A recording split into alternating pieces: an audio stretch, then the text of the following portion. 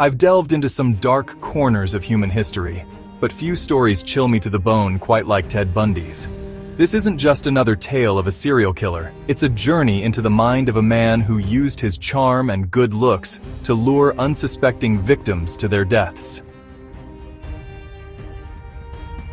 Theodore Robert Bundy was born on November 24, 1946, in Burlington, Vermont. His early life was shrouded in lies and uncertainty. Young Ted believed his grandparents were his parents and his mother was his sister. This deception, meant to hide the shame of his illegitimate birth, would be the first of many in Bundy's life of deceit. As a child, Bundy showed signs of disturbing behavior. He was fascinated by knives and would arrange them around his sleeping aunt's body. You know, it's unsettling to think about. On the surface, he appeared to be a bright, charismatic young man. This duality would become the hallmark of his adult life. Bundy's intelligence was undeniable. He excelled in his studies, majoring in psychology at the University of Washington. It's deeply disturbing to consider that the very knowledge he gained about the human mind would later be used to manipulate and destroy lives. His time at university also honed his ability to blend in, to appear as just another ambitious young man with a bright future ahead. But beneath this facade of normalcy, a darkness was growing. Bundy's relationships were often tumultuous, marked by his inability to form genuine connections. His breakup with his first serious girlfriend is often cited as a turning point. The exact date when Bundy began his killing spree is uncertain, but most experts agree that his first known victim was killed in 1969. His methods were brutal and calculated. Bundy would often approach young women in public places, feigning injury or disability to gain their trust. Once he had lured them to a secluded area, he would attack, leaving little evidence behind. I mean, the thought of someone using their charm to lure innocent victims to their death is it's beyond comprehension. Bundy's victims were predominantly young, attractive women with long, dark hair parted in the middle, a look similar to that of his ex-girlfriend. This pattern would continue throughout his killing spree, which lasted until 1978. In total, Bundy confessed to 30 murders, but the true number is believed to be much higher. Bundy's good looks and charisma were his primary weapons.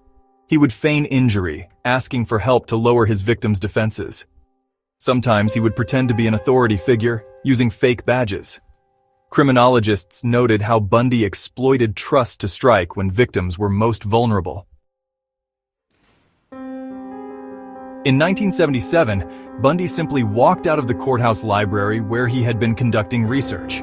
6 months later, Bundy sawed a hole in the ceiling of his cell. He crawled through the crawl space, demonstrating his determination to escape. Bundy broke into the chief jailer's apartment and simply walked out the front door.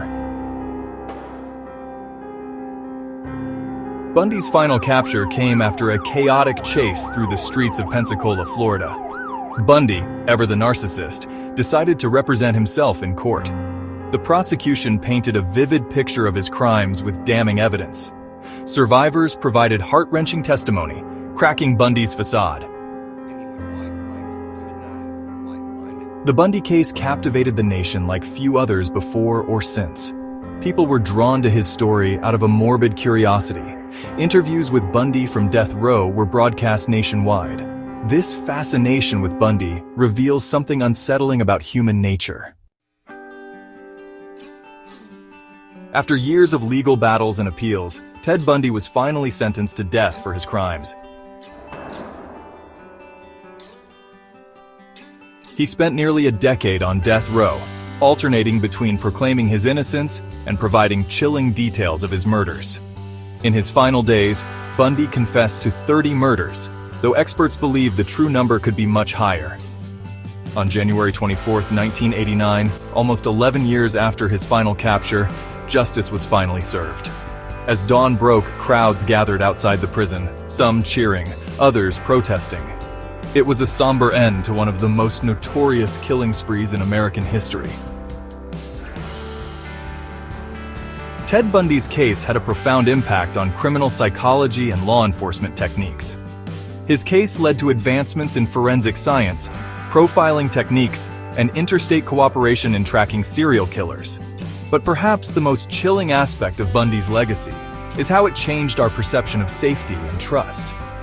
His case reminded us that evil can wear a charming face, and that the most dangerous predators are often those we least suspect.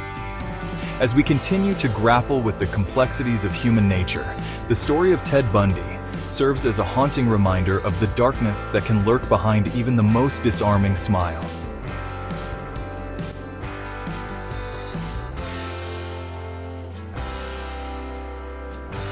As we close this dark chapter of criminal history, I can't help but feel a mix of relief and unease.